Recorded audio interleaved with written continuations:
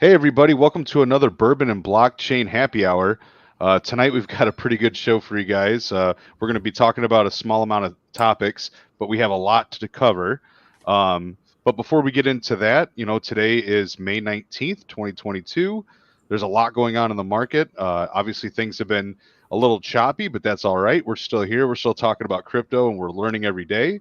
Myron Paynes, how are you doing, sir? I'm actually Jerome Powell today. I'm the guy that's responsible for all this drop. So you're welcome, guys. Your neck got really thick. Yeah, man, bulking up.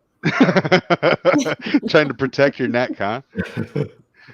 But I'm doing well, man. There's a lot of news. There's like it all coming.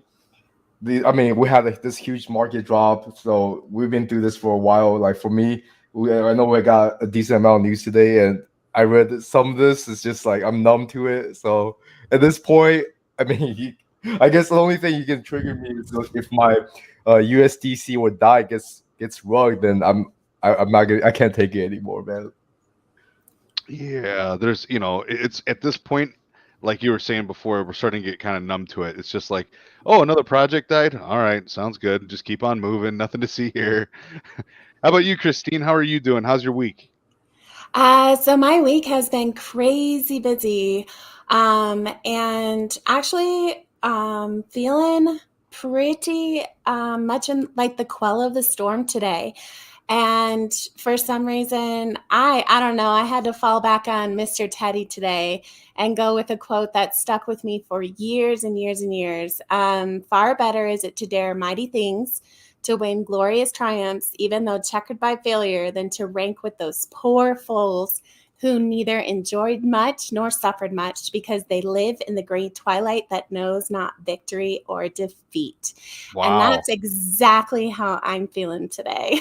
Wow, that was pretty I darn like good. it. Yeah, That you said that was Teddy Roosevelt, right? yep, it's Teddy Roosevelt, and it's a quote that stuck with me for a really long time. I have been through all sorts of ups and downs in my life, and today just reminded me that this is not anything that I can't get through. Everybody can't get through. I'm so ready. It's actually motivating for me today. Absolutely. That's a good way to handle it, and that's a good way to look at it. So, I think that, a lot of the people that are still here, that, the people that haven't just bowed out and gotten out completely, they're ready. They want to take this on. They're ready for the new market to come through, and they know that there's going to be some choppy moments, but it's still good to talk about it. It's still good to like get it off your chest and look at what's going on in the market and not just ignore it. If you ask me my opinion on it, so that's what we're going to do today. We're going to talk about what's going on this last week and even more recently, things that have happened even today. So for everybody that's listening, feel free to put comments in the comment section. We'll try to highlight them and read them as often as we can. We want to get your opinions on here as often as possible, and we love to hear from our viewers, and we want to get your opinions. So thank you very much for showing up tonight, and make sure you type in there. So we'll get started off. We're going to talk about the market here, a market watch, and it doesn't look like it's up. There it is. So today, right now, Bitcoin's been a little bit choppy. It's been going up and down. You can see obviously that we came from up here back in the end of March, and right now we're going towards the middle, going towards the end of May, and we're back down to like the $30,000 range. So Myron, what do you think? What do you think's going on in the market, and what do you think about Bitcoin? Because it's starting to look like we're starting to go sideways again a little bit. If you kind of look at it, if you zoom out a little bit. You see, the sideways action may look bad because we're going sideways, but man, yesterday and today, with how the stock market is dropping with SP 500 and Nasdaq, where Nasdaq dropped like 5% yesterday, which is insane. And for Bitcoin to hold where it's at, holding right now at 30K, that's a huge accomplishment, I think. Because I was expecting with such a huge drop yesterday that it's just gonna get killed, but right now it's showing more strength than the actual market, and maybe we're starting to see a little bit of decoupling. Probably not, but honestly, I see this as a win. And I think right now, I see some memes on Twitter that's like -1% or like staying flat is the new pump now. So if you're not working hard, you're doing good. And I think right now Bitcoin holding this level, I think it's actually good. What about you, Christine? What do you think about, the overall crypto market and Bitcoin, being the big daddy? What do you think about that, and how is it performing in this market that we're going through?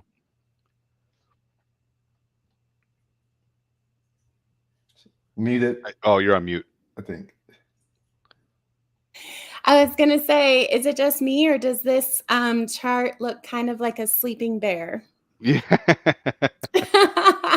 So yeah, we know that Bitcoin has fallen like at least for the past 8 weeks, 6 or 8 weeks, probably a new record for Bitcoin. But I like that. I like to see it hovering around that 30K. I have to agree with Myron on that.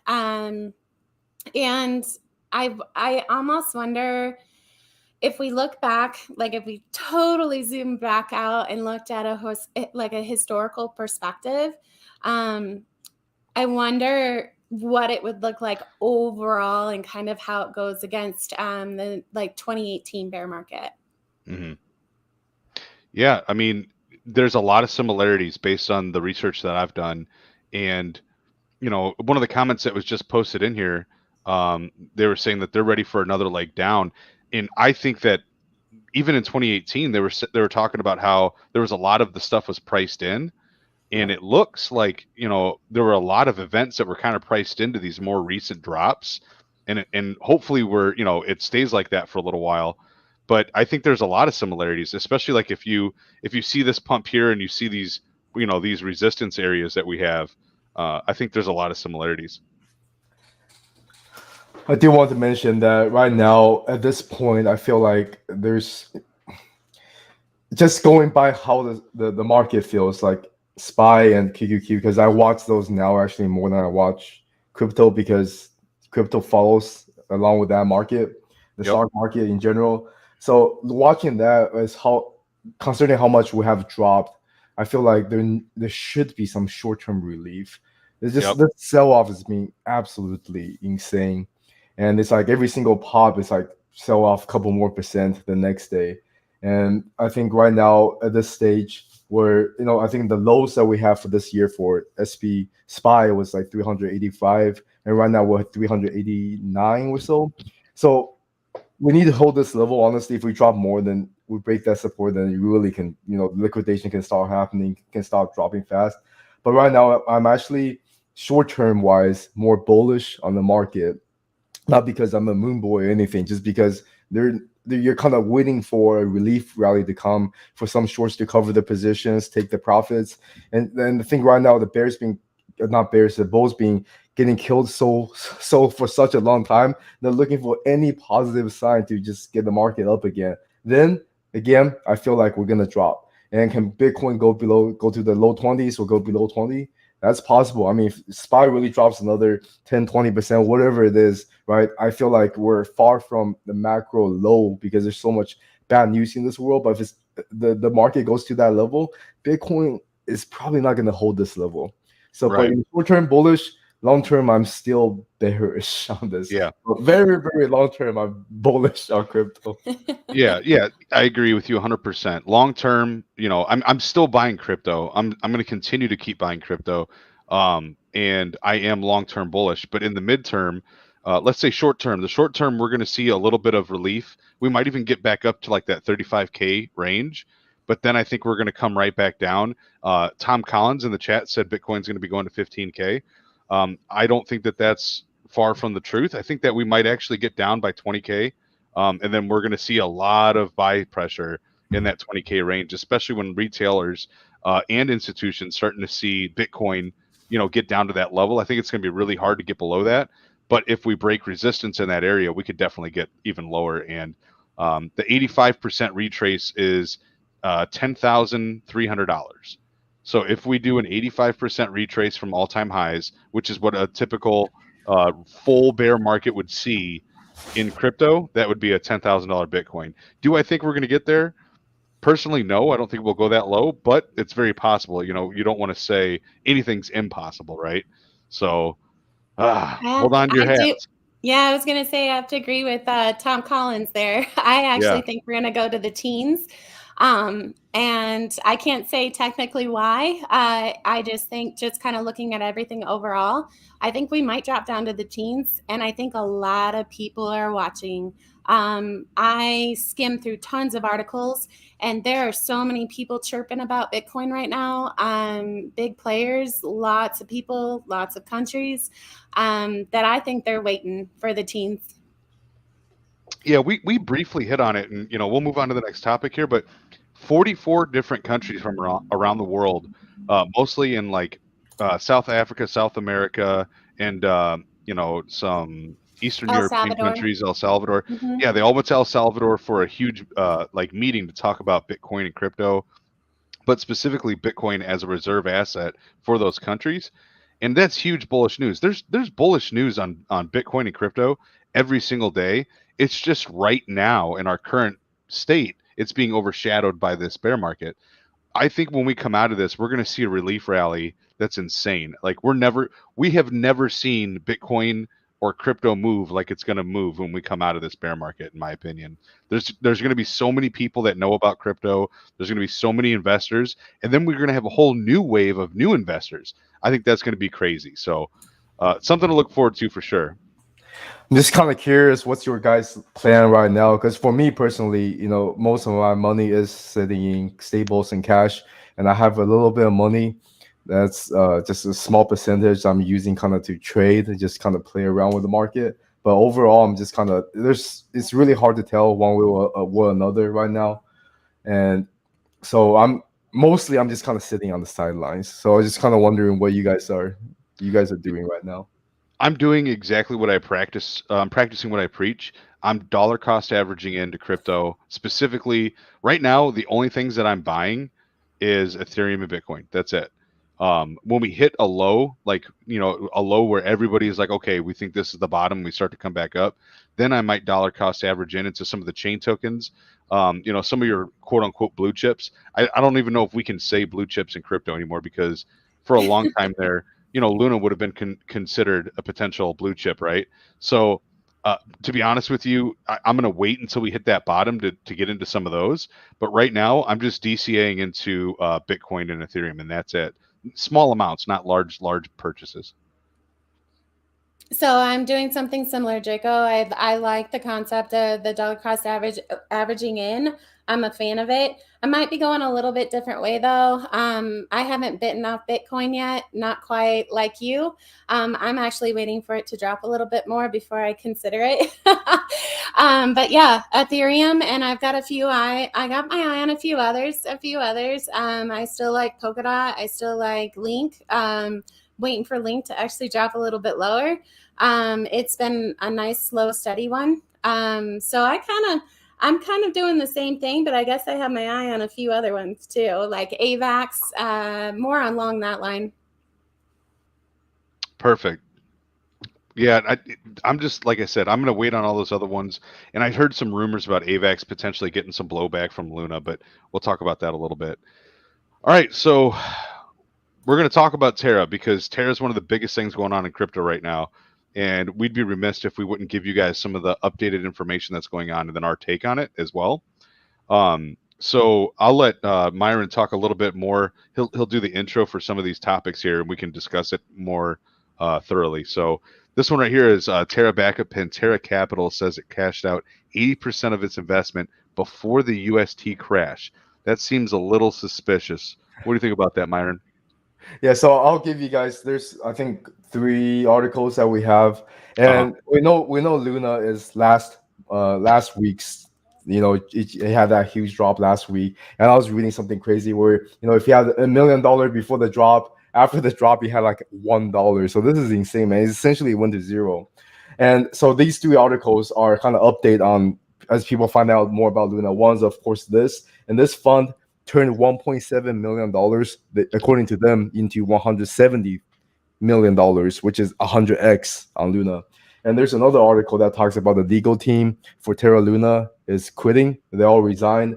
And another article that we have today is talking about Do Kwon disbanding the Luna Foundation days before the actual collapse. And there's also another one that talks about how Luna, Do Kwon was on video talking about there's an Armageddon protocol where they can kick it off and basically it liquidates everything and it just gets everything out, gets them out real quick. So back in the day, I think people just think it's all a joke, but now looking back, and especially with how arrogant he is on Twitter and how he talks back to people, calling people poor, saying all these different things, you're kind of question. Last week, I think the sentiment is that, it's just unfortunate there may be planned attacks by big funds. And now you're looking back with this new kind of information, when you have new information, you have to reassess, right? So with the new information, you have to ask yourself, is this one of the biggest rug pulls that has ever come to be? And I'll mention another one is the plan to revive Luna, which is for them to fork Luna to have a Luna Classic and I guess a new Luna, and which is terrible, I think. It's garbage. So those are just giving kind of overviews. So I guess we can talk about it and discuss it. I just think it's really interesting. And right now, I'm leaning towards that, man. This may be elaborate, kind of not like big rug, but man, like a lot of little small group of people got really rich and a lot of people lost a lot of money. So I guess, well, specifically about this one right here, there's no repercussions for like a backing investor getting in and out of a project like this because there's no regulation, right? So the question is this going to help spark regulation? Because this is a twofold thing that's going to happen. Not only are they talking about regulation for stablecoin, but now this is going to spark regulation for all of crypto assets, specifically with big backers and large funds and capitalists getting into these projects. So, maybe, is Luna being utilized as a scapegoat to push this, regulation forward quicker? Or is just, an unfortunate event? Christine, what do you think?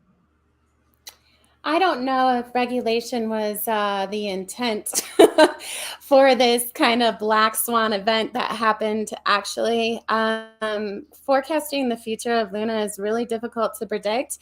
And I know we're going to touch base on the reasons why in crypto, why it's hard for an investor to really make assessment is communication and information. It seems like it's hard to understand exactly what happened when a lot of times projects don't really come out and communicate. So it does leave it a little bit harder to read. Yes, could it encourage regulation? Definitely. I think so. It might definitely stir up some talks about it. But we will see. I'm not too sure on this Luna thing. And Luna was my first love. I love Luna. It was one of my first loves. But I sold at the top. I sold it all.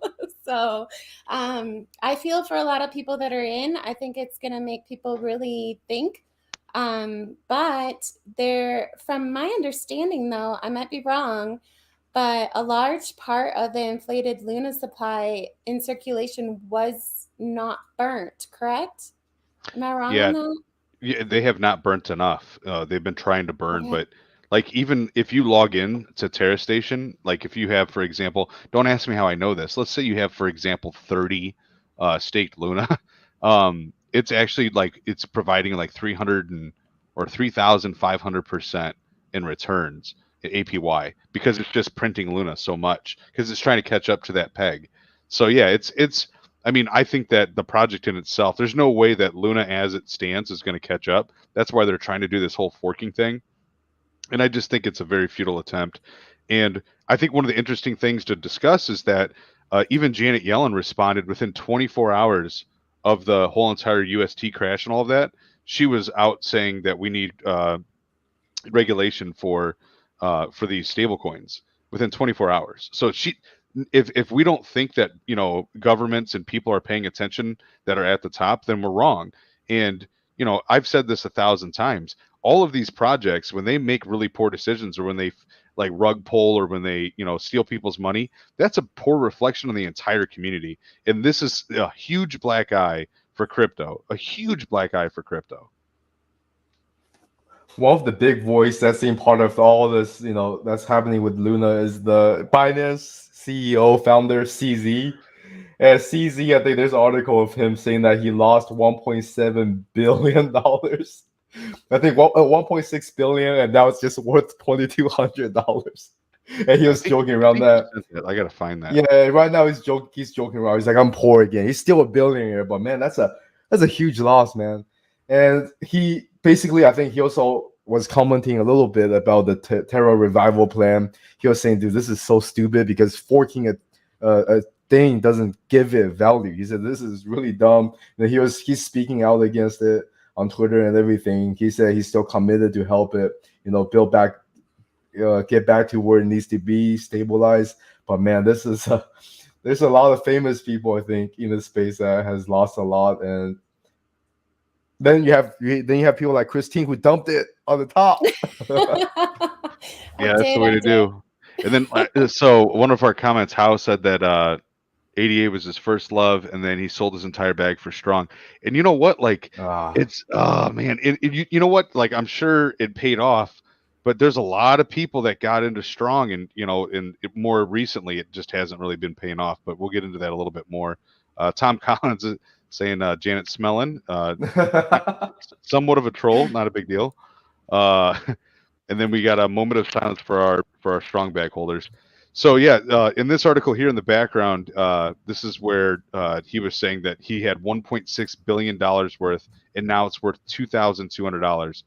I mean, yeah, I mean that's a huge example, but so many people lost money on this. I've stated already that I lost money on this, but it wasn't something that it was detrimental, to lose. But still, losing any money sucks, right? So, I do want to talk about Terraform Labs, the legal team quitting after the UST crash. Myron, can you give us a little bit more about this? I mean, if I was, I'm not a lawyer, but if I'm seeing all this drama, I'm probably stepping out too. There's just a lot of bad evidence against there's foul play in this, and the way he acted and the way some of these actions, so like him dissolving the Luna, I forgot what they called it, the Luna Foundation or whatever it is, and the big investors, whales cashing out days before the whole collapse. It's all really I'm interested to see what happens from this. If he's going to get in trouble, or is this all gonna blow over and he just has his new chain. We have a new guest that just joined.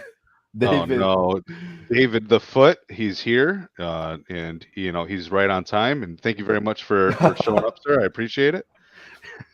So there's a saying that I've heard that it's better late than sorry, and I'm not sorry. No, I thought it was better late than never. Yeah, so we were just talking about Luna, but some of the comments that we just had here, Jonathan G is saying, Christine, how do we set the reminder for the live for YouTube videos? So in our Discord, if you're in the Discord, you can actually set a reminder, like with the events tab that we put up, and you can say set a reminder to let me know that it's going on in there. And then that's the only way I know, unless you know another way, Christine. No, until the live event is posted on YouTube, which we usually do about 30 minutes prior. The best way to set your lovely reminder is to go into the Discord up to the events tab, which should be at the top left there, and you can set your reminder there, and it'll give you a notification. Perfect. Yeah, I think specifically for this article here, I think that it's a poor or a bad look when your own attorneys for your project are leaving. Obviously, I think there's more to this.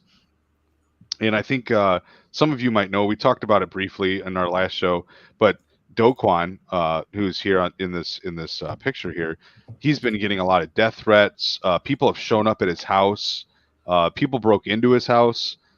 People are not happy about this. So unfortunately, go ahead.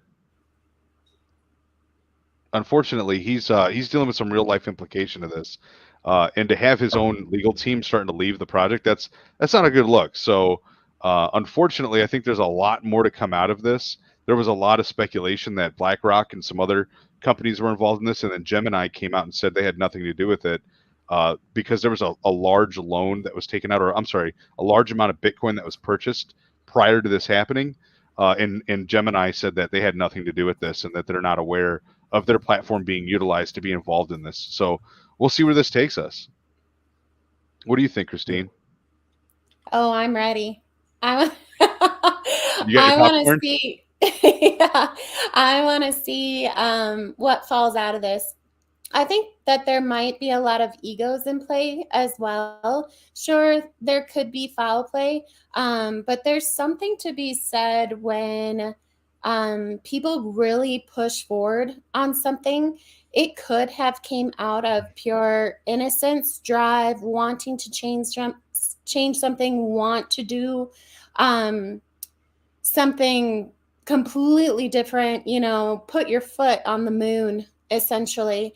And when everything falls so hard that you've worked for, what you do in response to that, yes, could be foul play to protect the ego. So yes, I'm ready to kind of see, but will we ever know the full truth, like the full story? Probably not. But I don't know. We'll have to wait and see. It's crypto. I do want to mention that before the collapse they had 80,000 bitcoins, and now they have like 300. And the CZ, the Binance CEO was asking where did all the Bitcoin go, and they said, of Right. course, they sold it to repeg to get the peg back. But the thing is, I think some genius out there can probably track where actually went, because this is the blockchain, right? And I'm Right. really curious if they actually use all of it, or that just there's some shady thing going on, because 80,000 Bitcoin, man. That's a whole lot of Bitcoins. I mean, even 313 Bitcoin they have now is a lot. So it's pretty crazy, this whole event. I think it's gonna unfold more. I think it's probably gonna be one of these things where every single week we're gonna learn more and more about it. And I don't know if there's gonna be trials for this. He is in South Korea, so yeah, not really sure. And one thing I do want to mention, there's a guy that I follow that one thing he talks a lot about is like when you buy the coins, there's a website, I forgot which one it was, but you can check like the private investors, the people that got in super early before they even list, like the private funding and everything, how much they got in coin at. And one thing, because I think Kristen, yeah, you mentioned about Sol. So Sol, they got in like 4 pennies or 2 penny, and around the top of Sol, which is $200, those people are up 10,000% or something crazy. So those private investors, and there's a guy that's talking about that he's going to sell at the top. He tweeted it, and the guy made a video. This is one guy I was watching on YouTube. He made a video around that time saying that it's time to sell Sol, and people were calling him a fudder. People were making fun of him because Sol was at all-time high. Of course, now from 200, now it crashed down to like the 40s, 50s. So a lot of these things, if the people that got in super early are sitting a huge profit, there's a lot of incentive for them to just dump on the people that got in late. And to Luna, I don't know what price it started off at, but for the person to turn 1.7 million for that fund to do 100x, they definitely didn't buy it, after it came out. I don't know when they bought it, but that's insane returns for those people that are able to getting these private fundings. We're not able to. Majority of us couldn't do this. You have to probably in the US, you have to be credited investor. You have to have these relationships. I'll try to find that website to check some of these coins. But some of these coins people got in at ridiculously cheap prices. Absolutely. So I'm kind of curious if anybody bought Luna that's in the audience, put what you bought Luna at when you got in. I'm just curious. Yeah, I know. I bought most of my Luna, I think it was at like 65, and I staked it all, and then I bought more like back at like I think it was like 80, and then I had a bunch of it, and now it's all gone. So I felt like I could have taken profits when it got up over 100, but I never did. So I definitely regret it. But yeah, let us know what you bought Luna. $4.50 says Rugsy. So So I you're got in around 6. Wow. He sold in the 100? I'm taking No, that. I didn't. I did not. Oh man, there we go. We got Daniel for 450 to 650. Man. And nobody sold? Man, Well, you guys are I did. true team players. Hey, I didn't sell at 100, but I sold a decent.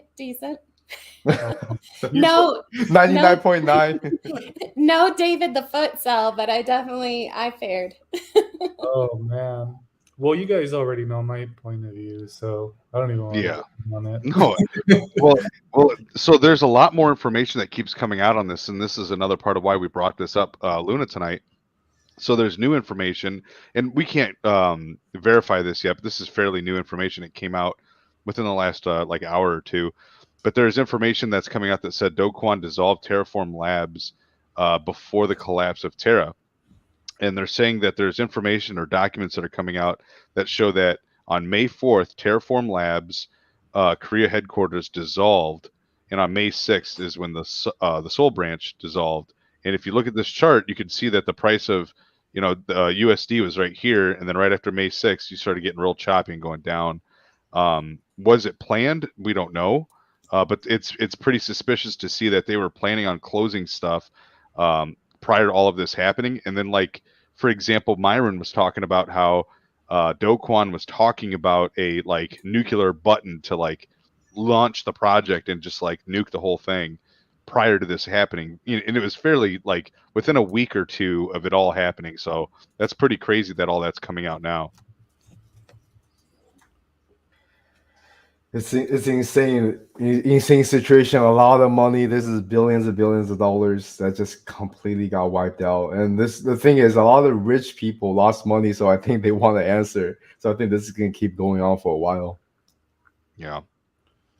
So my question about this is, if it happened to Luna, what keeps us from this happening into other blue chip tokens? I'm not saying that this was a blue chip itself, but there's nothing that really protects, which is why I stand by my point of view as a trader and not as a holder. Don't get me wrong, I got my projects that I hold for the long term, but mostly I look at all projects as a trading point of view. So that's why I always recommend, it was like, man, if you make your profits, get the hell out of there. If you buy high, might as well just hold it for the long run. But that's why I always make sure that I'm in the green, at least for the most part. Doesn't usually happen, but Right. it's always good to keep a different point of view. So you got to be able to balance both of the perspectives when it comes to trading and holding. That way you're not just always in the red, especially when a situation like this happens where everything just collapses and there's no coming back to a project like this as well. No, and you're right, but that brings up a good point, and maybe we can talk about that now real quick. So all of these projects, especially all the chain projects, all the new projects, like for example the chain tokens and AVAX and Luna, and even pretty much all of the top chain tokens, even and even some of the stable coins, they all have one flaw, that there's one project that doesn't have that flaw, and the flaw is that they're ran by people. Okay. The only project that's out there that is not ran by people is Bitcoin. So Bitcoin is ran on networks. All right. It's completely decentralized. There's no group of people or a team of people that are profiting from it. There's no project or group that can change the outcome or the rules. It just is. Bitcoin is. So that's the one thing that's different from all these other projects, is that you have this risk factor, and that risk factor is people. And when you have people looking down the barrel of billions of dollars or hundreds of millions of dollars, that's when we get all this crazy nonsense happening. The only project that's out there that doesn't have any of that involved is Bitcoin. Bitcoin is not owned by any person or group. So I want to separate that, and I wanted to bring that up tonight at some point, is that out of all the projects that are on the list, the top 100, the top 500, the top 10,000 projects, Bitcoin's the only project that's owned by nobody and that's decided by everyone. If the equities market or the crypto market or whatever decide that crypto is a good investment and Bitcoin is a good investment, then Bitcoin's price will go up. That's how it works. There's nobody else behind the scenes. There's no emperor from, the Wizard of Oz behind the curtain saying, pulling the trigger and saying, don't look at the man behind the curtain.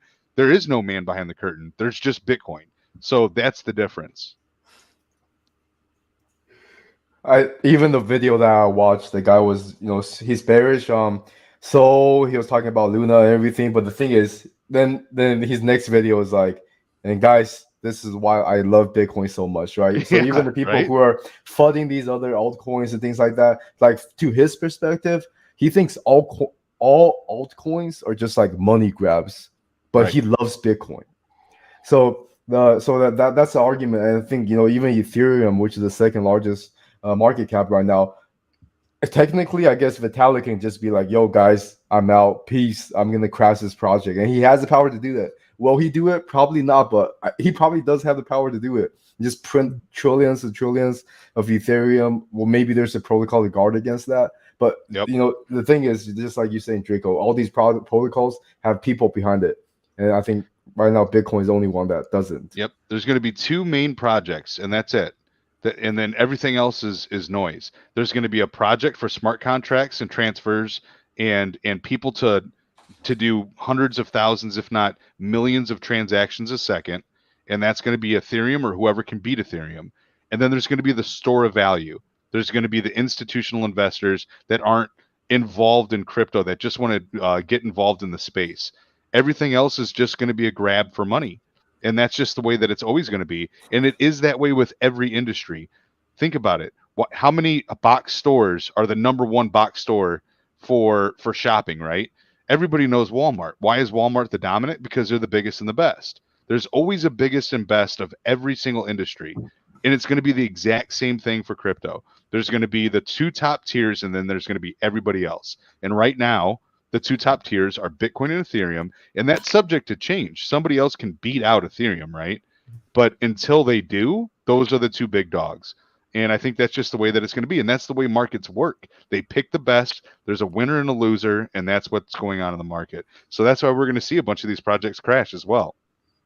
Yeah, I think we got to move on. But RMP brings up a great point. He said, I thought the algorithm tokenomics of USD Luna wasn't sustainable and ultimately brought it down.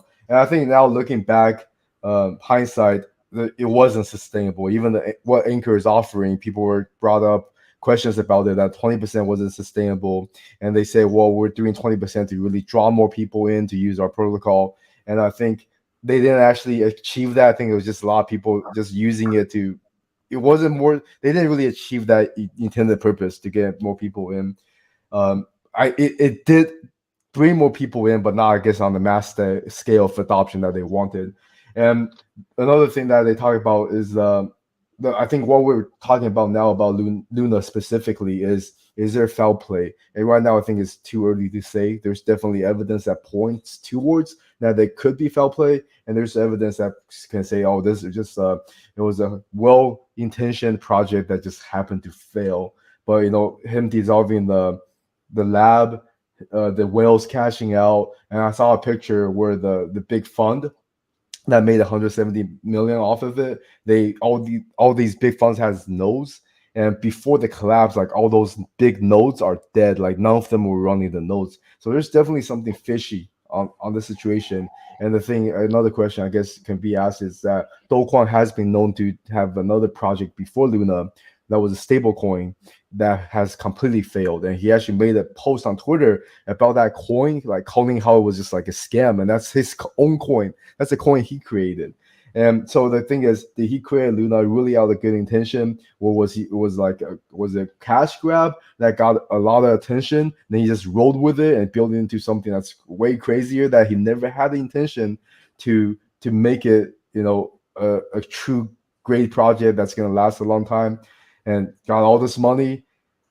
His ego's getting to him, and maybe they know it wasn't sustainable when it was created. Then eventually, this, we can call it rug pull. Essentially, it was a rug pull.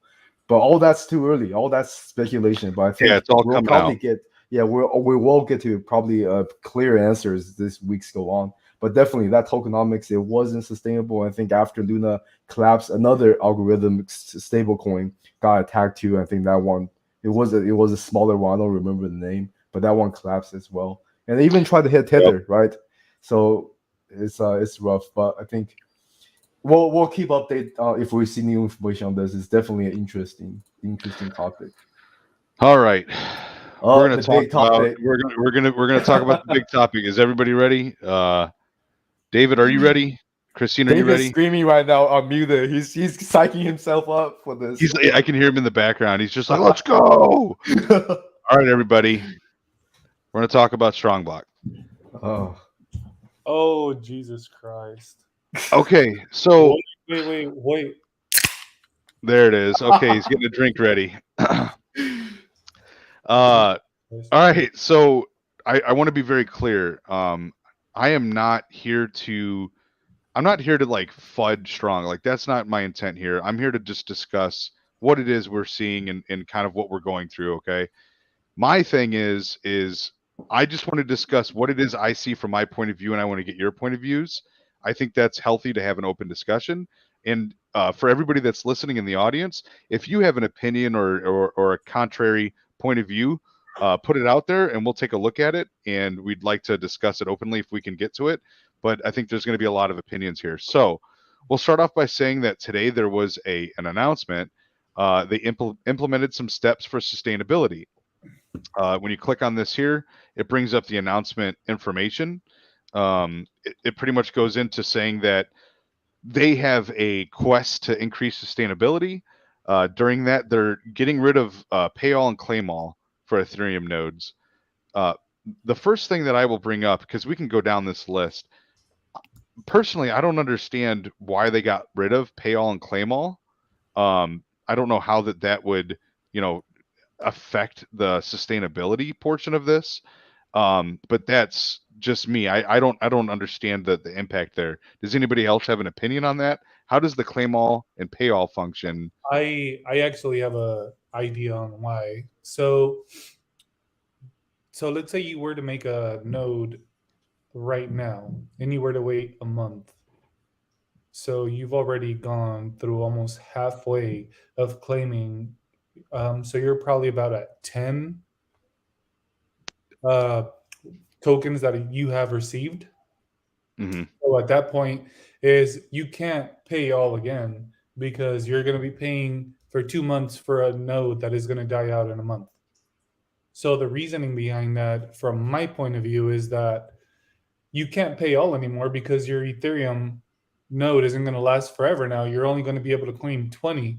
So the point behind it is, if you were to make one now, a month, and then another a month away from now, it's not going to last that long. So you can't pay all because you're just basically paying for fees. So in other words, you're going to pay a little bit more on gas fees. And by a little bit, I mean a ton. But at the end of the day, you're at least not having to pay for stuff that's going to die out in a couple of days from now, as opposed to just paying each single one differently. So I'm hoping that Daniel has something to say about this. Fuck, is there a way that we could get that guy in here?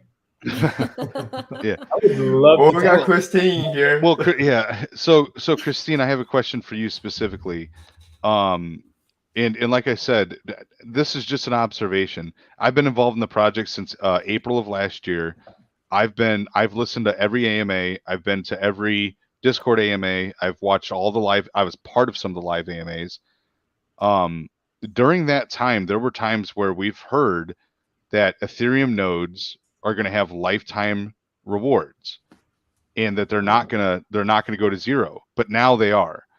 I mean, did you hear that? Like, I mean, because that was also documented at one point. So I feel like there's kind of like a pump fake a little bit, and I think a lot of people are upset about that specifically. Sure. So yes, I was around when that was said, and I was also around when NFTs were rolled out. And talk about disturbance in Telegram. Literally just people voicing left and right about the utility of the NFTs. Talk about a rumble.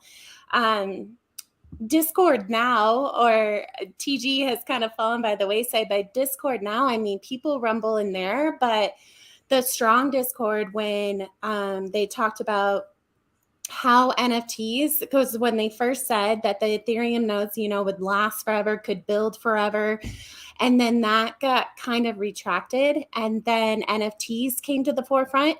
And it was said, hey, if you have Ethereum nodes, get an NFT. It'll have utility towards the Ethereum nodes. Here's my take on it. So, and I kind of said this in the Discord earlier today, and I'm always one for analogies. But the one thing we know about Strong is that they constantly are working. They don't tell us, but they replan and reassess. They will come out with what they think is going to be best with the project in the moment, but they also have the long-term goals. So not only are we on a ship in uncharted waters, so are they in some aspect. So I think when that was said, it was said with true intention. Like most projects, or at least most that are vetted, most vetted projects, it's said with true intention. But crypto is not, we're not on a lake here. So right. Something comes at you, the team's thinking, they're crunching, investors have to be thinking and realizing that what was said maybe 3 months ago may not be what's in store right now due to market changes, due to kind of the investor changes, what investors are thinking. So sure, that was there. I was there. But I even think, and I look at this breaking news that's happening today, and I'm not sure everything on this plan is exactly how everybody's interpreting it either. So you think there's more to it than what we're reading? I think so. I hope so, because, like, for example, and I can only draw off my own personal experiences, but like I made a ton more S1 nodes because there was a lot of lack of information or details. So, for example, when they said that there were node caps, I didn't think that they were saying that they were gonna literally delete nodes. Like, all right, your node's done. It's maxed out. It doesn't create anymore. And I'll give you 2 reasons why. Well, I'll give you 3 reasons why I don't think that would ever happen. Number 1, they said that those nodes would never go to 0. Number 2, they've been campaigning all over Twitter and saying, look how many nodes we have. We have 555,000 nodes, and we're really proud of it. So why would they ever stop the production of a node if they're proud of that node existing, right?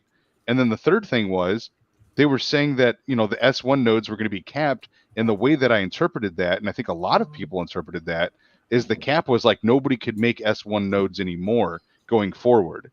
That was the cap that most people, if not everybody, was expecting. Not that the node was just dead. Like, all right, your node is maxed out. And then an S1 node would earn less strong rewards than an S2 strong token, an S strong node. So those ones are earning 36 rewards opposed to an S1 earning 20. So I think there was a lot of miscommunication and a lot of details that were left out. And for example, even myself, I made financial decisions based on the decisions or the information that was provided. And at the end of the day, it kind of screwed me pretty terribly, not knowing that this was even an option. Like, I had no idea that that they were going to do that with S1 nodes. Right. And I think it's because a lot of decision making in crypto is based on assumptions. We do have limited information. Communication and delivery with different teams is very different. Can you have too much? Can you have too little? However, there is something in this breaking news that I do have to point out. If you kind of scroll down to the bottom of the update, they do say that the team is reviewing the options if you've paid fees in advance and have maxed out rewards. This will be addressed. That's pretty blatant, especially with the information that you just shared that they have shared previously. Right. I am very curious. StrongBlock has not been completely yes, the Band-Aid was ripped today, definitely. But I don't think that the team has any I guess, disillusion of taking the investor and running. No way whatsoever. So whatever the team's doing on the back end, yes, probably comms could be much better.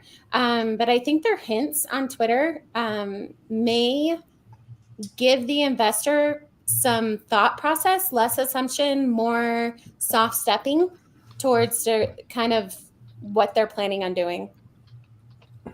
Yeah, and I wanted to point out, we've got some comments from the audience here, and again, these are observations. Now, I could be completely wrong. I might be putting my foot in my mouth daily.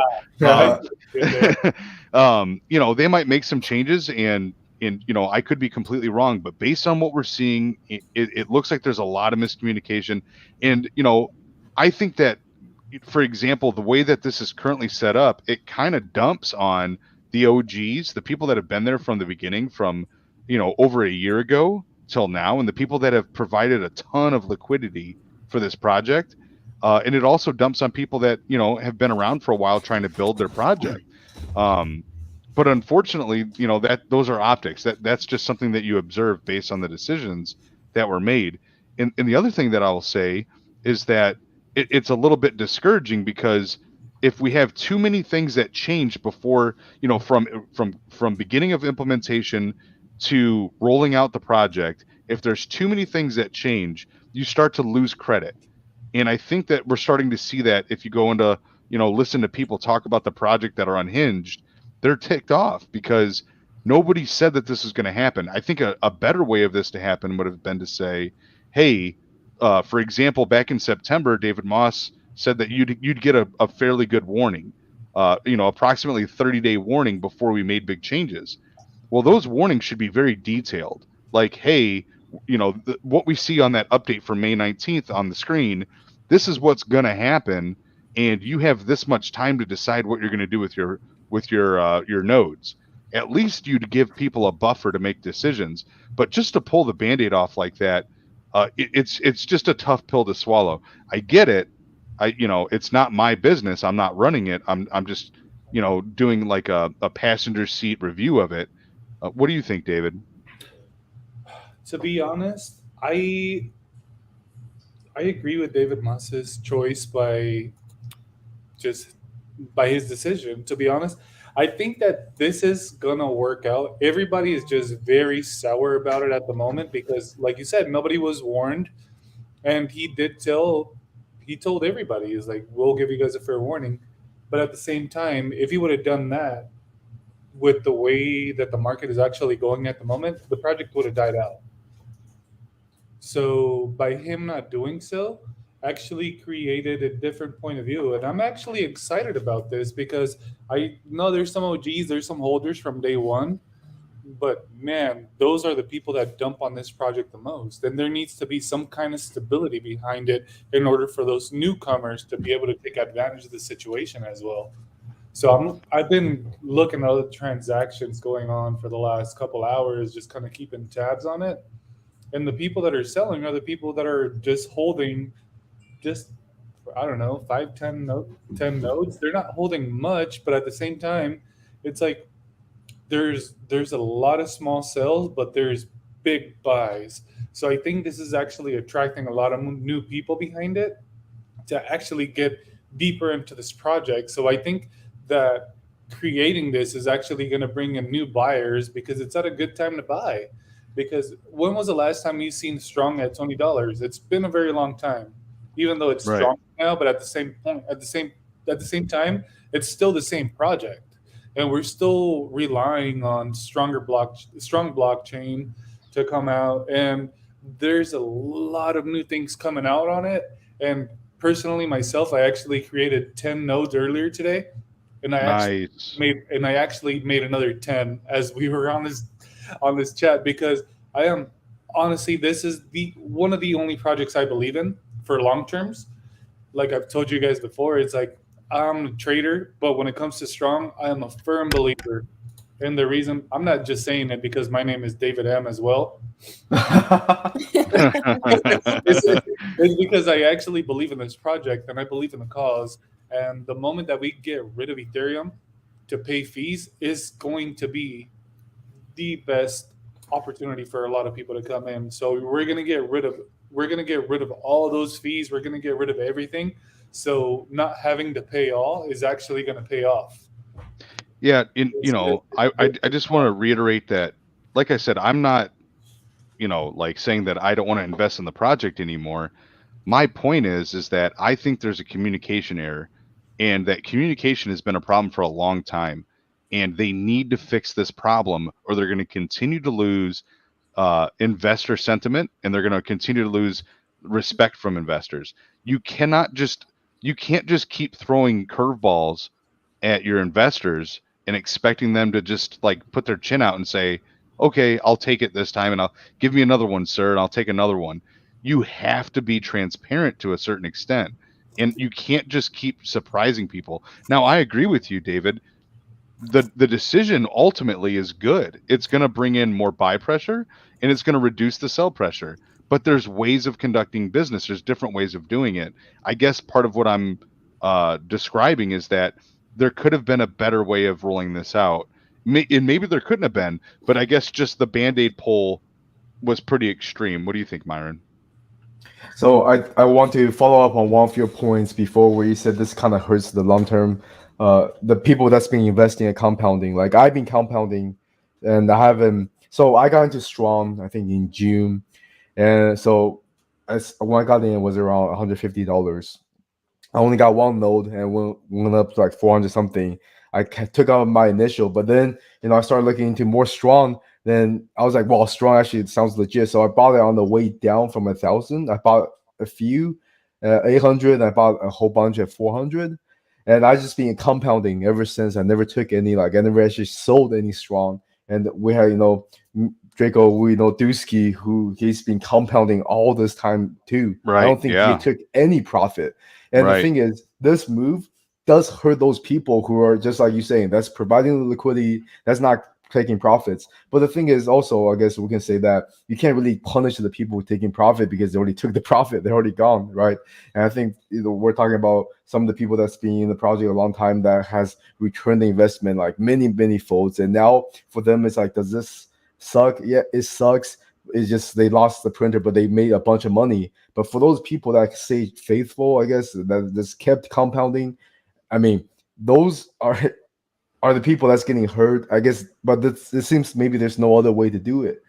And I do kind of agree with David that there's way too many nodes, and there's no way they make that much money from just the nodes as a service to cover all these rewards.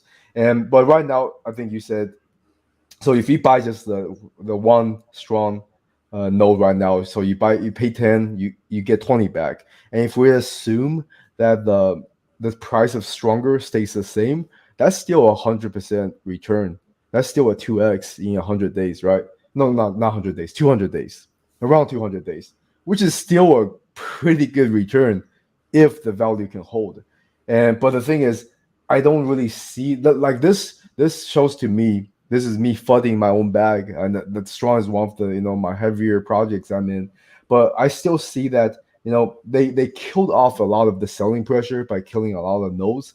But I don't see how you can still have this to be sustainable without the posinomics of it, because until they get, I guess, the Strong chain out, until they have another way to make more revenue, you're still having the same returns. It's capped, but it's still 100% within 200 days. And if you offer 100% to any people in the traditional finance world in 200 days, I mean, there's no one that's not going to take it. But most people would just say it's straight up scam. I don't even think that this is, back in the day, I believe that Strong was sustainable. Now I'm kind of questioning about the sustainability. That I feel like even after this, killing off a bunch of nodes, even with the return capped at 100, I still worry for it. I wanted to succeed. The thing is, I think the only way it's going to come is if Strong Chain does really well. We definitely need a bull run. Like we can't just be bleeding Bitcoin bleeding Right. all this time, the market going sideways. I don't think Strong is going to do well in this type of market condition. And I also see this maybe it's a way for them to preserve themselves. Maybe if they just let this go on, doesn't do anything, doesn't rip the band-aid off, it's one eventually Strong is going to die completely. So rather than dying completely, we preserve it, maybe survive through this bear market and come back, hopefully stronger. Come back, maybe we can build something that's legit again. But right now, Well, it's pretty rough. I agree, and I have a question. So this is something that's been bothering me, and I'm not questioning the integrity of the project. I'm just questioning this specific aspect of it. If StrongBlock is creating nodes to be utilized by different projects to support Ethereum and all types of stuff like that, then why would the node ever expire? Like that, I still can't grasp that. That was part of the reason why I invested so heavily in S1 nodes, S1 ETH nodes, because I knew that those nodes were going to be utilized for a long time. And if you go back several months, David Moss has said that S1 nodes will be converted to Ethereum 2 nodes when Ethereum 2.0 comes out, because the whole entire aspect of this was that those ETH1 nodes were going to go on forever, right? So my question is if that's the case, then why would any of these nodes expire? That makes absolutely no sense to me. Like, nodes don't expire unless you stop maintaining them. And if I'm willing to pay for it, then why is it going away? I mean, anybody can answer that question, but that was Christine. If you have input on that, I'd love to hear about it, because that confuses the hell out of me. Sure. So I think the biggest reason why it confuses a lot of people is because of communication. So I hate to bring it back to this, but I will.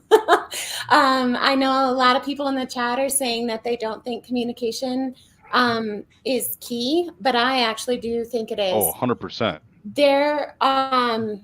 So I think StrongBlock is their team is built up of people that are serious business venture, stable venture people in the blockchain. They understand blockchain. They understand business. They're treating it like a business on a different exchange, a totally different planet. That would work out fine. In crypto, with things changing so quickly, yes, your Ethereum nodes should be there forever. But what happens when Ethereum goes down? You have to change. What happens when tomorrow and something else goes down? You have to switch gears. Things move much quicker in crypto, and to not have communication behind it, and you don't have to be laying everything out there. There's nothing asking the team saying, hey, tell us all of your stuff that you're doing in the back end. No. But Right. I definitely think that there should be a very kind of malleable and open forum between the community with their input, giving it, and the team acknowledging it in presence, in Discord, in Twitter Spaces, on YouTube, wherever. There should be acknowledgement of that. Let the team take that feedback to what they're doing, where their heads are down, they are working on something like StrongBlock is for the long term, and then let the team make the best decision. I'm not seeing that in StrongBlock, and I do hope that they step up, because otherwise we're leaving investors like you, Draco, who are kind of not understanding what's happening with the leadership and the vision and the mission. And the investor is left with trying to give feedback or assuming, and there's no connection in between. And Right. that is going to be highly important with any kind of project that is going to actually be here for the long term. So I'll develop another question. This one will be for you, David. When StrongBlock was first launched, and for the first, I don't know, 6 to 9 months, it was kind of presented as a DAO. I know you remember that, Christine. And the amount of nodes you had kind of was like your DAO purchase and how much voting rights you had. And the project has definitely pivoted from that at this point. I think that it would make a lot more sense to hear from your investors. Now, when I say DAO, it doesn't need to really be completely a DAO, but at least be able to hear from your investors, your actual investors, not people from other projects that are coming in to talk shit, but actual people that own nodes. They need to create an interface, a dashboard, where people who own nodes that are invested in the project can vote and discuss decisions and understand what's going on, because there's too much nonsense going on. David, what do you think about potentially allowing investors to be a little bit more involved, or to be able to just to voice their opinion that somebody in the project will actually read, opposed to a Discord where it's 10,000 messages a minute and they're never going to read any of that? All right. So about that, I would say, sure, let the people voice their opinion. But at the end of the day, I would not let other people take my decision now, because Yeah, I back agree. then, there was a lot less people back then. You know, Right. so whatever happened to the project happened. But now you're dealing with a lot more liquidity, a lot more money, a lot of everything. You're dealing with a lot of people's expenses here.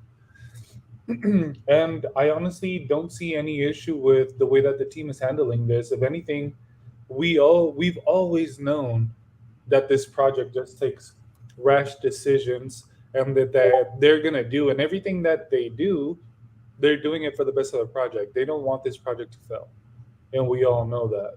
So just because they made a decision now, we're against it? Yeah, sure, a lot of people are, but I am honestly completely, like, I'm satisfied with the choices that were taken on this today. It's like that. It sucks. It's gonna hurt that my nodes are only gonna create 20 tokens, and that's that. That just means I got to make more. But at the end of the day, I feel like it's gonna benefit in the long term. This is one of my only long-term projects, man. But it hurts to see it this low. But at the end of the day, everything is this low. Nobody expected Luna to do what it did, and nobody got answers until it happened. At least we're getting information from the team as it's going on. I wish, You know what? said there would have been a 30-day notice for people to make their decision on what was going on. But I promise you that there wouldn't have been that pump that we had today. It wasn't much of a difference, but it was enough for it to still sustain at a higher price than it was at least yesterday. Yeah, absolutely. And you brought up a good point. I guess I never thought of it that way, which is, this is part of the reason why we have these discussions. We have rational, educational discussions where we communicate about topics, and we don't scream and yell at each other or fight. We just present arguments and topics and discuss it openly. And what you just said made a lot of sense to me. I never thought of it that way. You have a different perspective than I do, probably, because I have been involved in the project so long that this impacts me differently than it might impact somebody that's newer. Like, for example, 40 some odd nodes of mine are now dead. That's not a good feeling, right? Those prior to today, those nodes were creating rewards. Whether the node rewards were for $20 or $13 or $1,200, they were creating rewards. Now they're just done. They're gone. And prior to today, that had never been communicated to me. Nobody ever said, "Hey, Draco, your nodes are going to be gone. They're going to just disappear." So do you understand where, like, I guess now you have like two different points of views? Because as a newer investor, this benefits them much more, because now they can buy in, at a cheaper rate. There's going to be more buy pressure coming in. There's going to be some changes going on. They can buy S1 nodes where they have, all different types of, incentives, especially for their buying and selling and paying node fees. So, I think that this benefits the newer investor, which is good, which could bring in buy pressure, but it definitely pushes the people that have been involved for a while kind of to the back seat. And I think that's where you're going to see a lot of animosity. But I mean, the people that have been there since like day one, or the OGs, man, you've already made your money back. You've already taken advantage of the situation. It's like, let the new investors come in. So like, some people have, right? What about people that made one node, at $500? So they paid $5,000 on the way down, and now the token's at the price that it's at now, and they have not ROI'd, and 20 tokens at $30 is not going to cover their $5,000 node fee that they paid to open up their S1 node. Yeah, You see what I'm saying? I completely understand that too, but I mean, I'm looking at mine right now because I'm actually a fairly new investor as well. It's not like I've had it for a long time. I got some notes from December, so they're a couple months out. So I mean, it's gonna hurt, yeah, because I'm not gonna be able to claim as much, and I'm gonna have to practically start from scratch to rebuild where I started with those nodes. But at the same time, it's like I took advantage of the situation when I was selling as it was climbing down. But man, I paid a pretty penny for these bad boys, and I don't think I've got my full ROI yet at this moment. So I'm just taking it as it is, and I'm looking at it with a like a good point of view, good perspective, because everything else has been down pretty low. So I'm hoping this actually brings some sunshine into this dark time of crypto. Yeah, and I do like, overall, I think this is temporary, and I just think it also changes the overall investment strategy for this project. It kind of just changes things, right? And changes. Nobody likes change at the beginning, and I think that's something that we also have to understand during this conversation. This just happened today, so this is fresh. So 2 weeks from now, we could have a whole different opinion about this. But my gut feeling initially from this is that there's just a lot of negativity, to be honest with you. I wish I knew more. I wish I had more communication. I wish I would have known what was coming up. And it looks like, this is kind of hindering a plan that you could have put into place, to create your nodes. But that's what I'm observing from my point of view right now. What do you think, Myron? I think this is rough for the people who lost nodes, but for the long-term sustainability, I have to agree this is the action that has to be done. And I think at this stage we just have to. I mean, we're already in it for this long. I think we just gotta suck it up and just see where. Yeah, I mean, there's really nothing. Just accept it. You're gonna shut up and you're gonna like it. Exactly, man. But I mean, there's really nothing we can do. I asked. I mean, I don't know. I think I asked Dusky. I was like asking him what he was gonna do with his nodes and his rewards. He didn't really say anything. He's like, it's just rough. It's really rough because you believing it and you compound and you get burned because of that. Yeah, that's unfortunate too. Like, yeah, if you came into this project thinking that your nodes were going to stay forever, just taper down or whatever, and you created new nodes and you kept compounding, that was your strategy. Now, if you hadn't taken profits up until, if you haven't taken profits at all in your compounding, you literally just put yourself into a corner. And a lot of those nodes that you compounded and never took profits on are now gone. And that's not, I mean, is that your fault? Yes, you're the investor. But at the end of the day, that lack of communication from the team puts you in a position to where you were compounding so much that you didn't take profits because you expected those nodes to still be there long term. And then one day, now they're gone. So I don't know. Like, I'm indifferent about it. I get your point of view, David. I get your point of view, Christine. And I get your point of view, Myron. I just feel like it sucks. It's a terrible situation to just one day realize, well, the team decided they're going in a different direction and it's going to negatively affect me and my investment. So I guess that's just what I'm dealing with. However, it may affect you better in the long term. Correct. So yeah. I'm gonna pull this back for a hot second, and I know we all want comms. We want to feel good about our investment. We want direction. We want to ask for things that we want answers to all day long. But I'm gonna pull back just for a second and say that we are all investors. You really have to call upon yourself to make sure that you are getting your return on investment. You are looking at it from your side as well as the team's side. So if you were a team member in your investment, how would you handle it?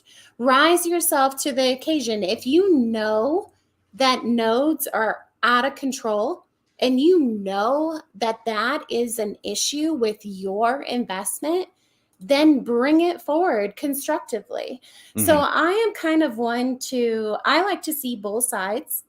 I like to hear lots of opinions. Otherwise, I wouldn't be here. Absolutely love Bourbon-n-Blockchain for that. I like to challenge myself to think stronger, essentially, and really understand. Don't get safe. Crypto is not safe. We Right. are not in a Good safe point. environment. Don't feel comfy. Make sure you're being strategic. If you're not getting communication, then think more critically. I'm pushing it out there. I hate to kind of be the one that's like, I do love communication. I love all that kind of stuff. But at the same point in time, don't be a lazy investor. Mhm. Don't think something's going to last forever. Yes, believe in projects that you think have a solid team. Do your research. These are, if this was money that you contributed to an investment in real life, wouldn't you think a little bit heavier on something? Start to create discussions on it, start to brainstorm amongst your friends, amongst your peers in Discord, that sort of thing. I highly encourage this. And it's so important because we have projects like StrongBlock, and they do have a long-term vision. Yes, lots of things on the in-between are really struggling. Team is probably head down. Investors heads up, not down, thinking about their investment. So I guess kind of my 2 cents is that, yes, we can look at the text, which is what we have, but then also think higher of yourself, really challenge yourself, and understand this is your money. If you're investing in something, think critically. If you're going to ask a question, maybe give a solution. Crypto moves way too fast not to. You can't be just sitting back and being, take my money and make it profitable, and I want to buy a Lambo in 5 years or whatever whatever you think that is going to happen. I mean, if you're going to be in treacherous waters, think faster, think smarter, really give solutions. Come on, we're all in it together. Right. No, that's a great sentiment, and I agree with you. Ultimately, I agree with you. I think part of this is I let a little bit of emotion come out because it's brand new, but long term, right? Thinking about this logically, as a group, if we were to sit here and come up with a decision, the decision would be, okay, let's look at what we've got here. We have a great team. We have a great project. We have a roadmap. We have really good horizon capability for this project. So we have to continue forward and be smart about our investments. And I agree with that 100%. It's just, I guess we harped a little bit on the negative. But with that being said, there's a lot of positive. So I think that there's a lot to be said for this project. I think that, I hope that communication does get better a little bit. But you're right. You also have to take some personal responsibility and make sure that you're investing in your project and researching your own project. So very good points. But in a situation like this, it's not like you could do your own research because Right. Nobody knew. you don't know what's going to happen exactly, and that's why it hurts so bad. It's like a punch to the liver. And that's the reason I love. Oh man, leave my liver alone. I need that. I know. My liver. Yeah, I need that. But I mean, the reason I love Strong so much is because it's innovative. It does stuff that no other nodes have done. I mean, it's one of a kind. Even though it's going through a rough patch, man, it's like I really believe these guys are gonna pull it through and just hit the home run. I mean, they've done it before, and that was with very little communication as well. I mean, they would tell stuff, but it was very cryptic. And that is what they're doing still, because not once did they say, hey, your Ethereum 1 nodes are never going to run out. They never once mentioned that. So, right. I mean, just hold on for the ride and fucking enjoy while it lasts, man. That's what it's all about. I know. I feel like they're kind of firing cannons, just a step ahead of everybody else, really not having communication about it, but definitely doing what needs to be done in this space with node projects. Oh yeah. So I am stuck on the in between of yes, 100% do what needs to be done, but also setting a precedent of kind of like how can we do it better.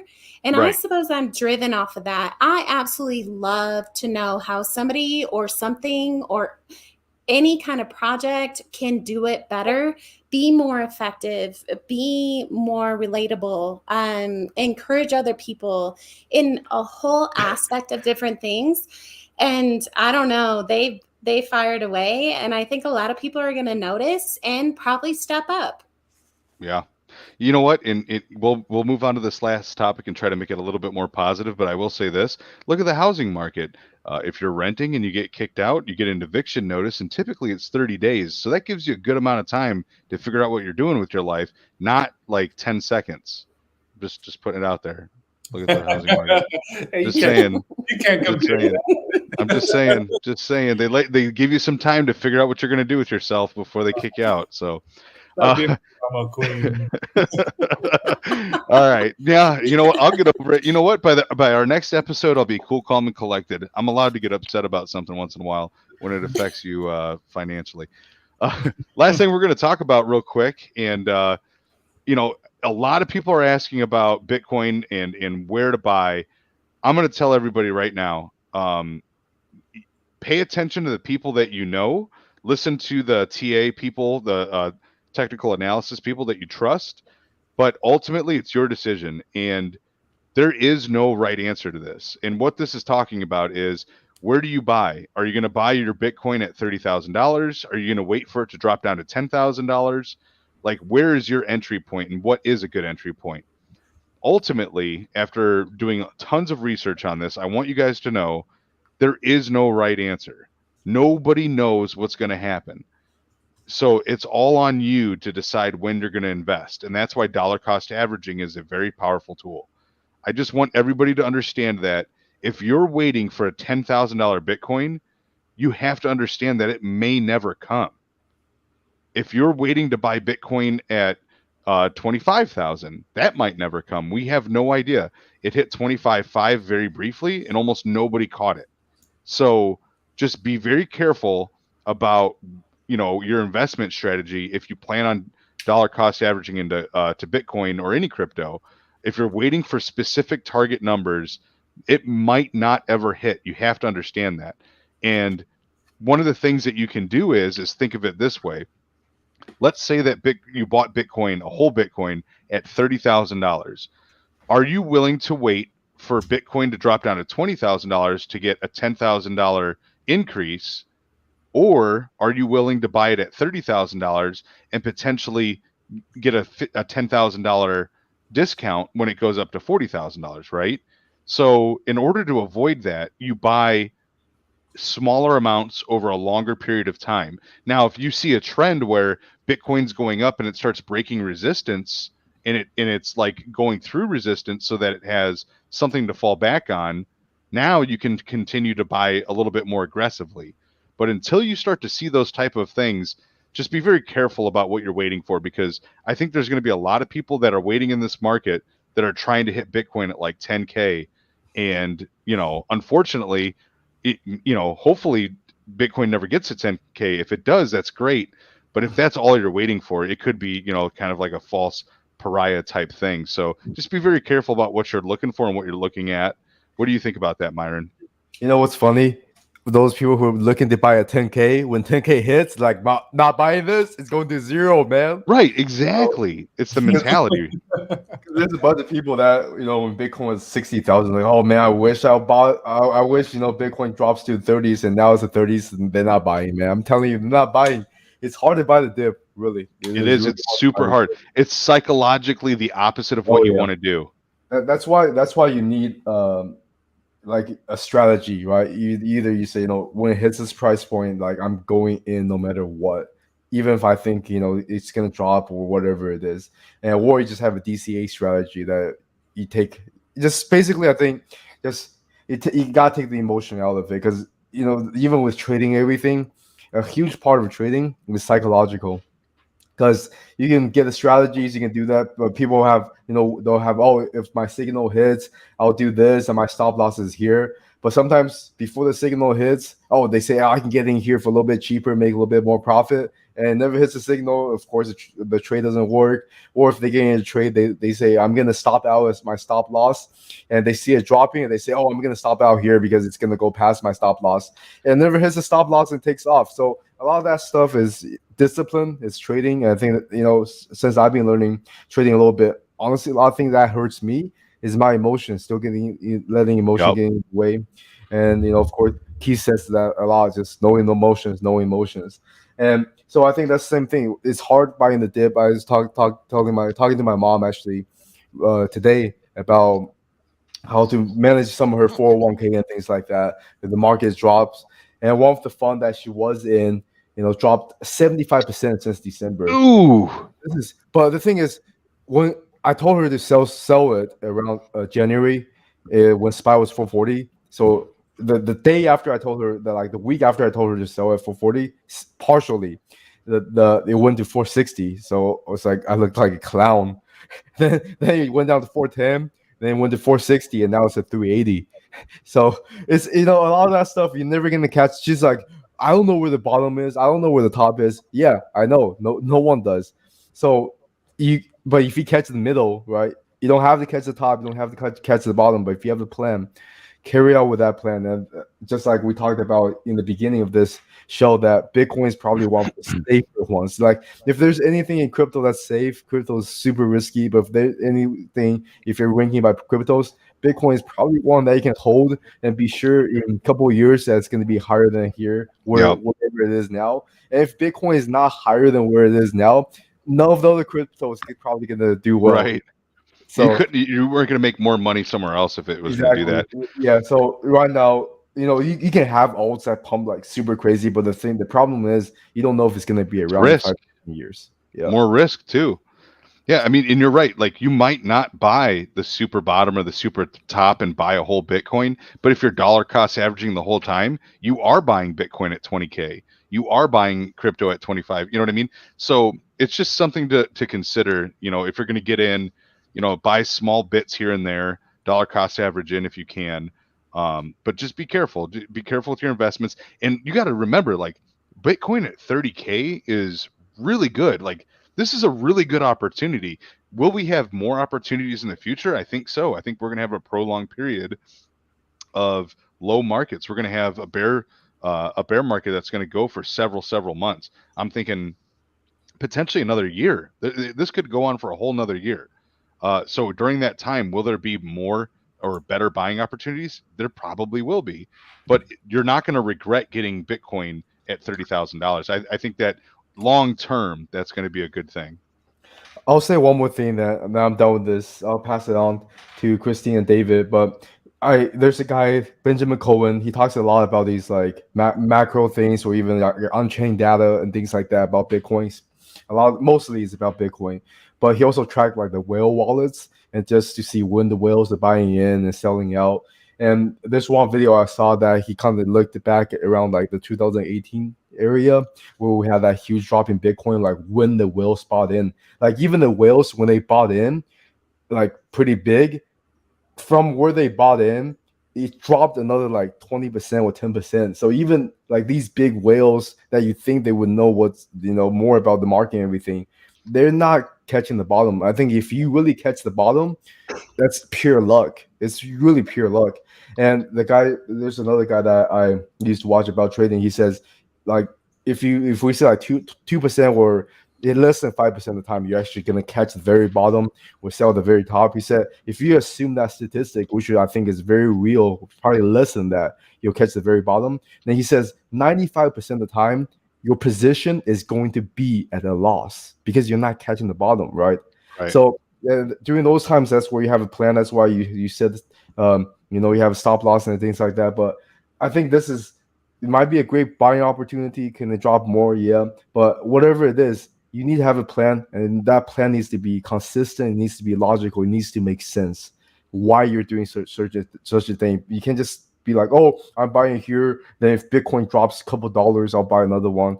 And it's like, no, none of that makes sense. My mom bought a stock at 50 cents, and she's like, I'll average down, it drops. And she told me she averaged down 48 cents. I was like, why are you averaging down 48 cents? You average down when it's like 20% down, 30% down, not when it's like 2 pennies down. So, but it's a whole learning process. And I think the best time to buy is, of course, everyone's fear. Everyone's like, Bitcoin's going to zero. That's probably a good time to buy. And I think we could be a short-term bottom. No one knows. So if you buy now, if it pumps, maybe it's also time to take some profit. But yeah, I think it's this article is interesting. We should link it in the Discord. But that's all I have to say. I'll pass on to Christine and David. Absolutely, Christine. What do you think? And any final words? Sure. So I think with Bitcoin, since they launched in 2019, they've had a handful of market resets, and crypto has come back stronger. Definitely. Dollar cost averaging in makes sense, but crypto is too eclectic for investors just to look at one thing. So I think there's a call of kind of find what's your space, because Bitcoin is a holder. You drop in when you think you want to drop in. If you want to drop in on the floor, drop in on the floor, which kind of leads me to NFTs. NFTs move so fast. Of course, we have David the Foot in the audience, and there's so much to learn as far as being really mindful of how fast things can move. When something is up, or when you can mint something, buy in. When something's up, you sell. I have to say, trading TA, I want to learn more about it. If you want more long-term, you need to learn more about long-term. If you want more short-term, you need to learn more about short-term. There is way too much, I think, in crypto to really say just stay in one place. I suppose you have to decide as an investor where you're going to sit. If you want to learn more, if you want to make more off of TA trading, if you want to make more off of NFTs, do so. But it's going to be much faster paced than Bitcoin. So yes, you can pick and choose, but I think within the Bourbon-n-Blockchain Discord, we have such a collective of people that can really bring all of that education forward that I kind of invite people in. Find your niche. If you want some Bitcoin and then you want to trade NFTs, come find out, because it is a completely different set of pace depending on what you want to do. If you want to make money short term, make money long term, I think you can do both things. I'm going to bring some balance and look at both seats here. Yeah, I mean, I think part of what you're saying there too is pick something that you're passionate in and learn that, and then move on to other things and kind of like get a holistic approach. But like be really good at something that can make you money, and then reach out into other things. For example, David is a great example of that. He's really good with NFTs. I'm terrible at NFTs. I am so bad at NFTs. I don't know what's going to make money. I don't know what is good. I'm horrible at it. I'm learning from David all the time. But I think that part of what you're saying there, like the takeaway is pick like a discipline and get really good at it, and find a way to help it make you money, and then become more well-rounded after that as well. And I think that's a really powerful message. David. All right. Uh-oh. Don't get me wrong, I love Bitcoin, but it's a long term. It is. It's a long term. It's not a, how can I put it? Even the Bitcoin, the rainbow price chart, that's what I follow. I mean, I do some technical analysis, not much. I'm not the greatest, but I know enough to get me out of a situation on which I have to buy or not. As for Bitcoin, I go based off the rainbow price chart because I really do not feel like spending hours and hours trying to figure out what the chart is doing. So if I see Bitcoin on the blue, I'm probably going to drop a pretty good amount into it. The moment I see red, I sell everything and just wait till it comes back down. So it's kind of like a short, but at the same time not really, because I don't look at it very often. It's more of a oh crap, I wonder what it's doing. I'm seeing a lot of notifications that it's pumping. Mm-hmm. But you just got to figure out what it is you want to do. If you want to be an investor or if you want to be a trader, there's a huge difference between them. And being an investor is something that you believe in and something that you plan on having even as a retirement, or just something to back you on the moment of need. As a trader, it's something that you have to keep your eye on 24/7. As like Christine brought up, is like, yeah, NFTs, they're so fast paced. The moment you buy into a project and you're a trader, you do not take your eyes off of it, because the moment that you do is the moment you lose an opportunity on selling out, because it just moves so fast. You could have a crazy pump for a good hour, and then you're like, man, I'm going to see what it does in the next hour. You've already lost out your opportunity. So what I tend to do is if I got a 2 or a 3x, man, I get out of there, because you've already made your money back and you get to play for free. So that's how you kind of keep on building up. But that's a trader's point of view. So if you could find a perfect balance in between, that is where you want to be. And don't get me wrong, in the beginning, it was hard. It was like, I could not figure it out until I started getting more into depth. I started reading into the Discords, not just trying to get whitelist, but also reading what people are talking about and what it is their experiences are, in order for me to understand what their mistakes are and learn from them without it happening too much to me. Because that's what happened to me when I first got into crypto. I was just losing everything every week, every day. And I just got tired of dumping my wallet or my bank account into this and try to make it work. But I mean, I think everybody can make it. All it does is take a little bit of homework. Yeah, man, that's another good point of view. And, you know, I'm glad that we ended on this, because I wanted everybody to understand that we're not trying to FUD any project or crypto in general. We're allowed to have positive and negative sentiment, but at the same time, the fundamentals don't change. You're still doing the same thing. You're still either a trader or an investor, and you got to watch your bags and you got to watch the project. There's a lot to be done here.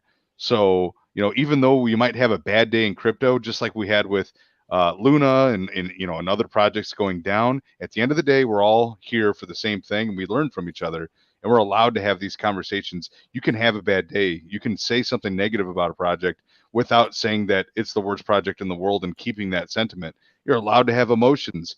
Just don't have emotions when you're trading. So I think this is a good conversation. I really appreciate you guys being here and standing up here and talking with me. And thank you to everybody that was in the chat. We had a lot of good conversations, a lot of good mentions, a lot of good points that you guys put out there. Thank you very much for coming tonight. We're coming out here every single Monday and Thursday night, and we love having you guys come visit the Discord and, you know, continue the conversation there as well. And we really appreciate you guys coming. So thank you very much for everything. And on that note, have a good night, and, you know, be blessed and continue to invest in crypto. It's not going anywhere. This is just a bump in the road. That's right. Good night, guys. All right, guys. Everybody have a good one. Thanks for joining David and Blockchain. Draco, I'll let you sign out.